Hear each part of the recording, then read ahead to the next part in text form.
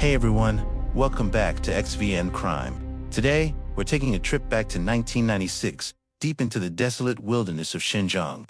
It's the story of a bizarre disappearance, a car that vanished into thin air in broad daylight, and a hopeless search that spanned decades.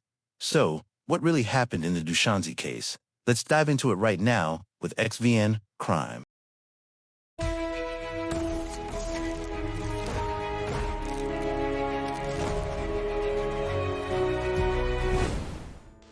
Picture a machine of steel, weighing over a ton, German engineering, built to endure. It was traveling at 80 kilometers per hour on a national highway. Then, without warning, it shut down. No debris, no skid marks on the road, no emergency call, nothing. Two adult men and the vehicle they were driving vanished from the face of the earth. This is not science fiction. This is Dushanzi, Xinjiang, 1996, one of the most disturbing unresolved cases in the history of modern Chinese criminal investigation. 1996, let me take you back. Dushanzi was a crown jewel of the oil industry, yet it stood completely isolated, a lonely outpost in a sea of sand. China was in the grip of the opening up fever. Cash was changing hands fast, but the law hadn't caught up yet. Step outside the city limits, and you stepped into a void. No GPS, no surveillance, no cell phones. It was the era of the Strike Hard campaign, a brutal crackdown in the city's flushed criminals out to the fringes, turning the open highways into their personal hunting grounds. Guo Nonggeng and Wang Chungrui, young, fit, and highly respected, they held the iron rice bowl jobs for life at the refinery. But the central figure of this tragedy was the car, a gray Volkswagen Santana. In '96, this wasn't just a ride. It was a fortune on wheels, worth nearly 200,000 US. There's one specific detail that would later send a chill down the investigators' spines. That day, Wang was wearing a police-style tactical vest.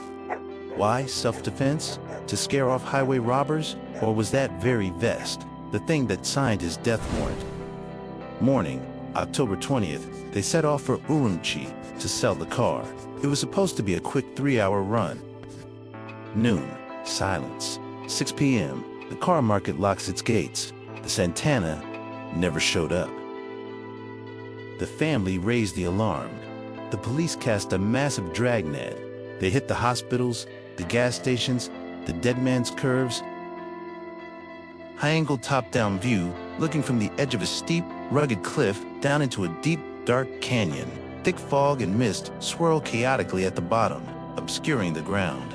The perspective is dizzying and vertiginous. The lighting is dim and mysterious, with moonlight catching the edges of the rock faces and the swirling mist. No people or objects are clearly visible, just a vast, empty, and mysterious void. Theory number 1, the perfect trap. Did they stop for a hitchhiker, or were they flagged down by someone pretending to be the law? If it was a robbery, where's the car? The answer lies in the underground chop shops. In 24 hours, that precious Santana was stripped down to the last bolt. Frames sliced up, melted down, evidence obliterated, and the victims a desert hides 1,000 dry wells. Theory number 2, they got lost. A Xinjiang sandstorm can swallow a building whole, let alone a single car. Or did they take a wrong turn onto the Duku Highway in winter, buried under tons of avalanche snow, lying there, frozen in time for 30 years? The detective in charge retired, but he never found peace.